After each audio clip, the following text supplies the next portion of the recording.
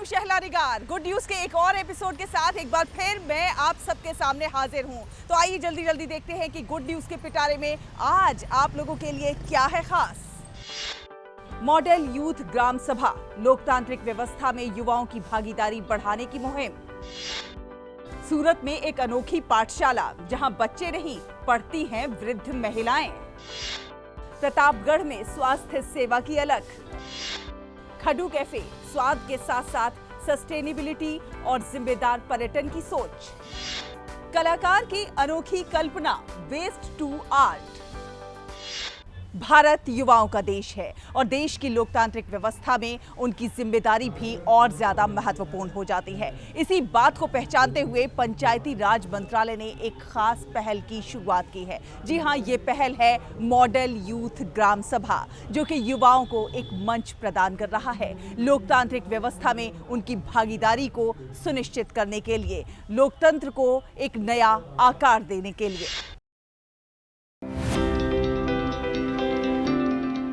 भारत में विश्व की सबसे बड़ी युवा आबादी है, जिससे देश के लोकतांत्रिक भविष्य को आकार देने में उनकी सक्रिय भागीदारी महत्वपूर्ण हो जाती है। हालांकि मौजूदा रुझान बताते हैं कि कई युवा व्यक्ति व्यक्तिगत और व्यावसायिक गतिविधियों पर अधिक ध्यान केंद्रित कर रहे हैं, जिसके कारण सामुदायिक विकास, विशेष रूप से स्थानीय शासन में उनकी भागीदारी कम हो रही है। ग्राम सभाओं में युवाओं की भागीदारी की कमी जमीनी स्तर पर लोकतंत्र को कमजोर करती है, जिससे समावेशी और प्रतिनिधि निर्णय लेने के अवसर सीमित हो जाते हैं। इस अंतर को दूर करने के लिए छात्रों में जमीनी स्तर की लोकतंत्र की महत्ता और स्थानीय शासन की भूमिका के बारे में जागरूकता बढ़ाना जरूरी है।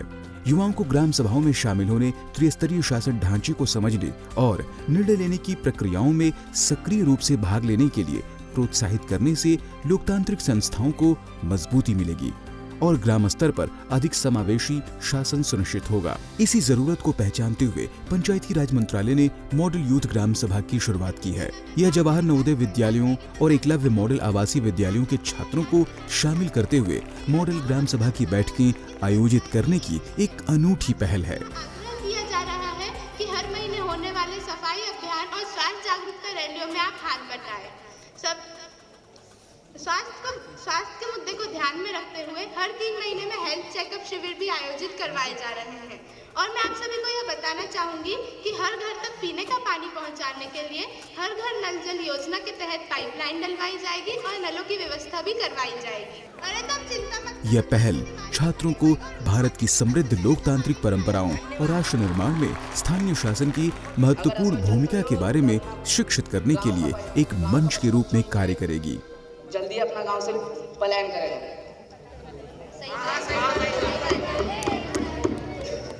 देखिए, आपके प्रस्ताव पर गौर किया जा रहा है। पर्यावरण संरक्षण के बारे में जागरूकता भी फैलाई जा रही है। आप सबसे यह अनुरोध है कि आप भी व्यक्तिगत स्तर पर पर्यावरण को बचाने की कोशिश कीजिए। एक पेड़ मां के नाम। ग्राम सभा का यही गौरतलब है कि इसके तहत जवाहर नवोदय विद्यालयों और एकलव्य मॉडल आवासीय विद्यालयों के शिक्षकों के लिए अभिविन्यास और प्रशिक्षण कार्यक्रम आयोजित किए जाते हैं, ताकि वे विद्यालयों में MYGS सत्रों को सुगम बना सकें। आम आदमी की जो समस्या होती है वो दिल्ली में क्या हो रहा है, भोपाल में क्या हो रहा है, उससे उसे कोई मतलब नहीं है। जब वो गांव में रहता है, उसे गांव की समस्याओं से जुड़ा हुआ समाधान चाहिए, और वो दिल्ली में सीधे प्रधानमंत्री से जाके नहीं मिल सकता, वो सीधे मुख्यमंत्री से जाके नहीं मिल सकता। उसकी समस्या को जब लेने के लिए कोई नहीं रहता है, तो फिर उसे लगता है कि हम लोकतंत्र में कर ही क्या रहे हैं, सिर्फ वोट ही तो देना है, हमें अधिकार तो कुछ मिल ही नहीं रहा है। तो जो ग्राम पंचायत बनाई गई है, उससे कम उसे ऐसा लगता है कि हाँ, मैं लोकतंत्र से जुड़ा हुआ। अब तक MYGS पहल को 619 जवाहर नवोदय विद्यालयों और 200 एकलव्य मॉडल आवासीय विद्यालयों में कई राज्यों और केंद्र शासित प्रदेशों में सफलतापूर्वक संचालित किया गया है। मॉडल यूथ ग्राम सभा का उद्देश्य छात्रों को 73वें संवैधानिक संशोधन से अस्तित्व में आई त्रिस्तरीय पंचायती राज व्यवस्था के बारे में शिक्षित करना, युवाओं की भागीदारी को प्रोत्साहित करना, छात्रों को ग्राम सभाओं और स्थानीय शासन प्रक्रियाओं में शामिल होने के लिए प्रेरित करना, युवाओं में नेतृत्व कौशल विकसित करना, पंचायती राज संस्थाओं को मजबूत करने के लिए युवाओं में जिम्मेदारी और नेतृत्व की भावना को बढ़ावा देना, स्थानीय मुद्दों की समझ को बढ़ावा देना, छात्रों को जमीनी स्तर पर वास्तविक शासन संबंधी चुनौतियों पर चर्चा और विश्लेषण करने के लिए एक मंच प्रदान करना, सही मायनों में मॉडल यूथ ग्राम सभा का आदर्श मॉडल सहभागी शासन के प्रति युवाओं की सोच और जिम्मेदारियों को आकार देने में महत्वपूर्ण भूमिका निभाएगा। साथ ही जागरूकता, नेतृत्व और सहभागिता को बढ़ावा देकर ये पहल युवाओं और स्थानीय शासन के बीच की खाई को पाटने का काम करेगा। यह सुनिश्चित करते हुए कि अगली पीढ़ी भारत की लोकतांत्रिक और विकासात्मक यात्रा में योगदान देने के लिए अच्छी तरह से तैयार हो। गुड न्यूज जज्बा इंडिया के लिए ब्यूरो रिपोर्ट, डीडी न्यूज। और चलिए अब आपको लेकर चलते हैं शिमला से 50 किलोमीटर दूर एक स्पेशल कैफे में। जी हाँ, ये है खडू कैफे। खडू कैफे एक ऐसा कैफे है जो कि स्वाद के साथ साथ सस्टेनेबिलिटी और जिम्मेदार पर्यटन की सोच को भी आगे बढ़ा रहा है। कैसे, आइए देखते हैं।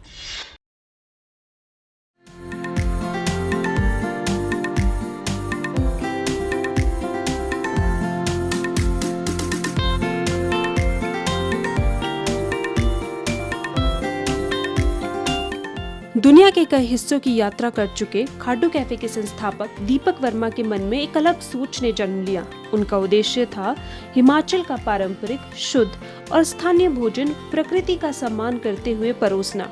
इसी सोच के साथ मत्याना में शुरू हुआ खाडू कैफे, जहां सस्टेनेबिलिटी रोजमर्रा की जीवन शैली का हिस्सा है। खाडू कैफे जितना खास अपनी सोच के लिए है, उतना ही अर्थपूर्ण है इसका नाम भी। खाडू कैफ़े के पीछे एज यू नो इससे ऊपर कुछ लोकल नाम नहीं हो सकता था। खाडू आपको जैसे पता है कि ये बड़ा ही शांत जानवर होता है एंड पर अगर उसको छेड़ो तो वो बहुत ख़तरनाक रूप भी ले सकता है। और एक माउंटेन के लोग हैं जो वो भी वैसे ही हैं, स्माइलिंग, वेरी पीसफुल और बड़ा शांत जीवन बिताना चाहते हैं अपने माउंटेन्स में, पर अगर उन्हें छेड़ दिया जाए तो they can be very very dangerous. खाडू कैफे में कदम रखते ही साफ महसूस होता है कि यहाँ रफ्तार जानबूझकर धीमी रखी गई है। ये जगह लोगों को मोबाइल स्क्रीन से दूर रखकर एक दूसरे से जोड़ने की कोशिश करती है। कैफे में पजल्स, सांप सीढ़ी, कैरम बोर्ड जैसी गेम्स रखे गए हैं। बच्चों के लिए रंग और स्केचेस की व्यवस्था है। यहाँ खाना कांच और कांसे के बर्तनों में परोसा जाता है। सजावट में बलून या प्लास्टिक से बनी किसी भी चीज का इस्तेमाल नहीं होता। कैफे की दीवारों को गोबर और मिट्टी से संवारा गया है, जो इसे पारंपरिक और पर्यावरण अनुकूल बनाता है। हमारे जो पुराने तरीके थे माउंटेन लाइफ के, वो हमने अडॉप्ट किए, जैसे कांसे की थाली में सर्व करना एंड इंस्टेड ऑफ मेलामाइन। और मेलामाइन अगर आप वैसे भी अगर आप थोड़ा स्टडी करें तो melamine is not good for the health. So कांसे की थालियाँ यूज़ की। फिर जो हमारे ग्लास हैं वो अपने तांबे के हैं ग्लास, स्टील की बॉटल्स हैं। We try to use minimum plastic यहाँ पे। एंड फिर खाने पीने में भी हमने जैसे we don't use refined oil, सरसों के तेल में तड़का लगता है। वाइट सॉल्ट और वाइट शुगर नहीं यूज़ होती है। आपका हिमालयन रॉक सॉल्ट और जैगरी हम यूज़ करते हैं। ओवरऑल कैफ़े में हमने एक नेचुरल एस्थेटिक और इंटीरियर देने की कोशिश की है। खाडू कैफे स्थानीय महिलाओं को आत्मनिर्भर बनाने की दिशा में भी काम कर रहा है। यहाँ स्वयं सहायता समूह की महिलाओं के लिए एक अलग कोना बनाया गया है, जहां वे अपने उत्पाद बिना किसी शुल्क के रख सकती हैं। खाडू कैफ़े महिला को आत्मनिर्भर बनाने के लिए हमेशा सहायक रहा है। तो जो यहाँ की लोकल सेल्फ हेल्प ग्रुप्स हैं, उनके कुछ बहुत अच्छे प्रोडक्ट्स हैं जो कि वो बहुत मेहनत से बनाते हैं। उनको सिर्फ ये दिक्कत रहती है कि बाहर जाकर उनको कैसे मार्केट किया जाए। तो उसके लिए खाडू कैफ़े में एक डेडिकेटेड कोना है जहाँ पे कि वो अपने उत्पाद रख सकें, बिना शुल्क के रख सकें और वो लोगों तक पहुँच सकें। कांगड़ा से विशेष रूप से यहाँ पहुंची एक पर्यटक का कहना है कि उन्होंने इंटरनेट पर इस कैफे के बारे में सुना था। इसकी खासियतों से प्रभावित होकर और इसे नजदीक से देखने और समझने के उद्देश्य से वे इसे एक्सप्लोर करने यहाँ पहुंची। मैं यहाँ पर धर्मशाला से आई हूँ। मुझे यहाँ पर आकर बहुत अच्छा लग रहा है। मैंने गूगल पे सर्च किया तो मुझे यहाँ का खाडू कैफ़े के बारे में देखा मैंने, तो बहुत अच्छा लगा मुझे। मैंने कहा कि यहाँ पर सब कुछ जो है वो नेचुरल्स है, बच्चों के लिए एक्टिविटी भी है, खेलने के लिए गेम्स वगैरह। बहुत अच्छा कैफ़े है। खाडू कैफे ये साबित करता है कि अगर छोटे प्रयास हो तो बदलाव लाया जा सकता है। परंपरा, प्रकृति और जिम्मेदारी, इन तीनों का संतुलन ही सस्टेनेबल टूरिज्म को दर्शाता है। कैमरा पर्सन जयप्रकाश के साथ रचना वर्मा, डीडी न्यूज़, शिमला।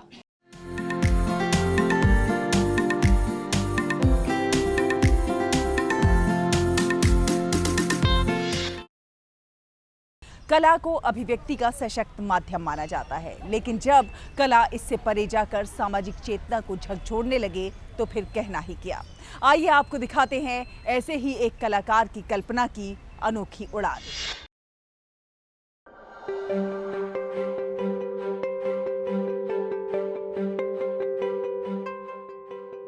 सूखे पत्ते जैसी दिखने वाली ये आकृति दरअसल सिगरेट के फेंके गए बर्ड से बनाई गई है।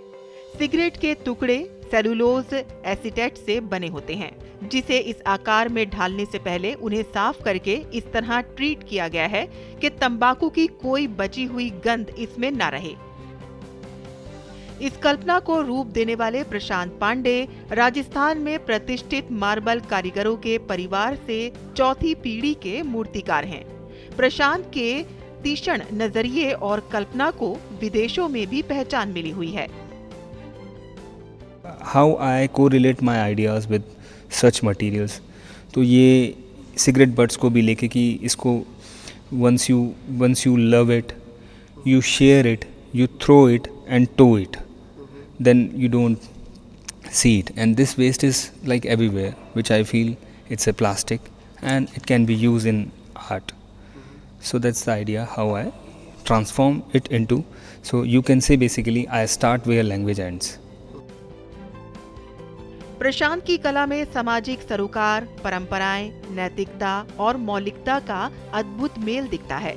पत्थरों, सिगरेट के टुकड़ों, ब्लड स्लाइड्स, औद्योगिक स्क्रैप और जैविक अवशेषों जैसी बेकार पड़ी चीजों के साथ काम करते हुए पांडे ने दुनिया भर में अपनी एक अलग पहचान बनाई है।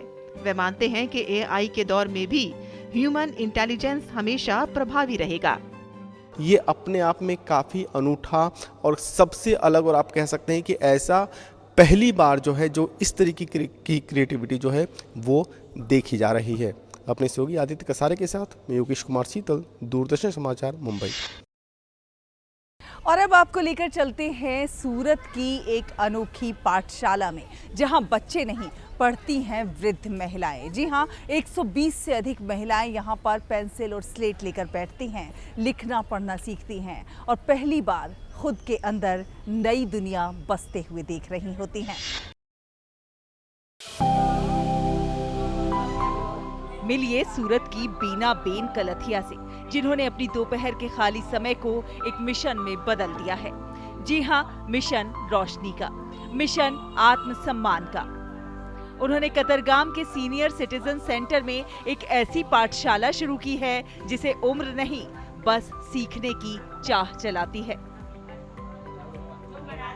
शाम 3 बजे से 5 बजे तक 60 से 65 की उम्र के बाद की ये दादियां अक्षर जोड़ना सीखती हैं।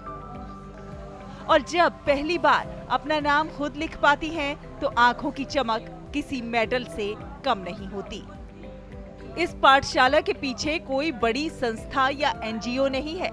बीना बेन और उनकी बहनें जो एक छोटा सा व्यवसाय चलाती हैं, वहीं से अपनी बचत कर खरीदती हैं चौक, स्लेट, पेंसिल और कॉपी। कभी स्ट्रीट लाइट के नीचे शुरू हुई उनकी ये यात्रा आज 120 से ज्यादा महिलाओं की उंगलियों को अक्षरों की पहचान करा रही है। पढ़ाई के साथ साथ यहाँ मिलता है आत्मविश्वास, हौसला और अपनेपन का एहसास। शाम 3 से 5 बजे तक 60-65 की उम्र के बाद भी ये दादियाँ अक्षर जोड़ना सीखती हैं। क आ का, ग आ गा। और जब पहली बार अपना नाम खुद लिख पाती हैं, तो आंखों की चमक किसी मेडल से कम नहीं होती। दुनिया बदल रही है और कोई भी पीछे नहीं रहना चाहिए। इन दादियों के लिए अक्षर सिर्फ ज्ञान नहीं, इज्जत है, पहचान है और जीवन की नई शुरुआत है। बीना बेन कहती हैं, दुनिया बदल रही है और कोई भी पीछे नहीं रहना चाहता। इन दादियों के लिए अक्षर सिर्फ ज्ञान नहीं है, इज्जत है, पहचान है और जीवन की नई शुरुआत है। शायद इसी को कहते हैं, उम्र बढ़ती रहे पर सपने बूढ़े ना हो। गुड न्यूज जज्बा इंडिया के लिए गुजरात के सूरत से लोपा दरबार की रिपोर्ट, डीडी न्यूज। और अब आपको दिखाते हैं ग्रामीण जन स्वास्थ्य की दिशा में एक सशक्त प्रयास। जी हाँ, मिलवाते हैं आपको एक ऐसे व्यक्ति से जो बीते 10 सालों से मुफ्त में स्वास्थ्य कैंप लगा रहे हैं और लोगों को मुफ्त में स्वास्थ्य सेवा दे रहे हैं। ये है उत्तर प्रदेश के प्रतापगढ़ में सामुदायिक विकास समिति के स्वयंसेवी, जिन्होंने बीड़ा उठाया है मुफ्त स्वास्थ्य सेवा का, जो विगत लगभग 10 वर्षों से प्रतापगढ़ जिले में स्थित शिव कुमारी दुबे इंटर कॉलेज में मुफ्त स्वास्थ्य शिविर का आयोजन कर लोगों को सेवा प्रदान कर रहे हैं। साल 2015 से शुरू हुआ ये सिलसिला आज भी जारी है। हमारी सोसाइटी विगत 10 वर्षों से ये स्वास्थ्य शिविर लगा रही है और हमारा प्रयत्न ये रहता है कि सारे डॉक्टर हर विभाग के, हर क्षेत्र के, हर बीमारी के यहाँ पहुँचें और लोगों को परामर्श दें। और इस शिविर में मैंने कोशिश की है कि परामर्श के अलावा दवाइयाँ मिलें, चश्मे मिलें, लोगों का स्वास्थ्य परीक्षण हो, इसीलिए इसको हम संपूर्ण स्वास्थ्य शिविर कहते हैं। इन बुजुर्गों की आंखों में भरोसा है कि बिना शहर जाए, बिना पैसे के इलाज मिलेगा। बीमारियों का अब डर नहीं। हमारे यहाँ क्षेत्र की गरीब जनता है, यहाँ निःशुल्क उनको दवा मिल जा रही, और जो एम्स नहीं पहुँच पाते, लखनऊ नहीं पहुँच पाते, उनकी व्यवस्था यहाँ हो जाती है फ्री में और दवा मिल जाती है। इसलिए बहुत बड़ा कार्य है ये। हर साल आयोजित होने वाले इस कार्यक्रम से आसपास के ग्रामीण क्षेत्र के लगभग 4 से 5 हजार तक रोगी लाभ ले रहे हैं। जो हमारे सेमी अर्बन अर्बन एरियाज हैं, उसमें जो उपलब्धता होती है डॉक्टर्स की या चिकित्सकों की, वो बहुत सहज हो जाती है। रिमोट एरिया में, जैसे कि मैं पहले भी कह रहा था, एक तो अवेयरनेस नहीं है, दूसरी जैसा कि यहाँ डॉक्टर उमा कुमार ने या अन्य डॉक्टर्स आते हैं, आप भी जानते हैं कि जब जागरूकता होती है, अवेयरनेस होती है, तो आधे रोग दूर हो जाते हैं। आपको चिकित्सक के पास नहीं जाना पड़ता। गौरतलब है कि यहाँ दिल्ली एम्स, सफदरजंग अस्पताल, BHU वाराणसी, स्वरूप रानी अस्पताल प्रयागराज और स्थानीय प्रतापगढ़ मेडिकल कॉलेज और अस्पताल के चिकित्सक भी भाग लेते हैं। यहाँ चिकित्सा परामर्श के अलावा प्राथमिक स्वास्थ्य परीक्षण भी होता है। इतना ही नहीं, औषधियों और चश्मों का वितरण भी मुफ्त किया जाता है। विभिन्न विषयों के चिकित्सक शिविर में आते हैं और रोगियों और उनकी बीमारियों के बारे में अपने विचार व्यक्त करते हैं। अच्छी खबर ये है कि साल दर साल ये सफर सिर्फ बड़ा नहीं, बल्कि अपने आप में एक उत्सव बनता जा रहा है। गुड न्यूज जज्बा इंडिया के लिए ब्यूरो रिपोर्ट, DD न्यूज।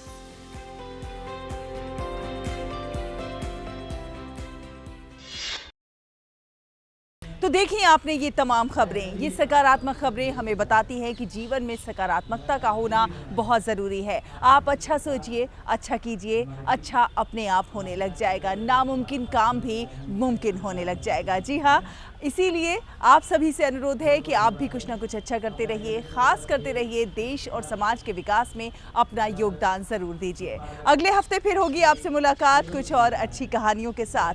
तब तक के लिए हमारी पूरी टीम को दीजिए अनुमति। नमस्कार।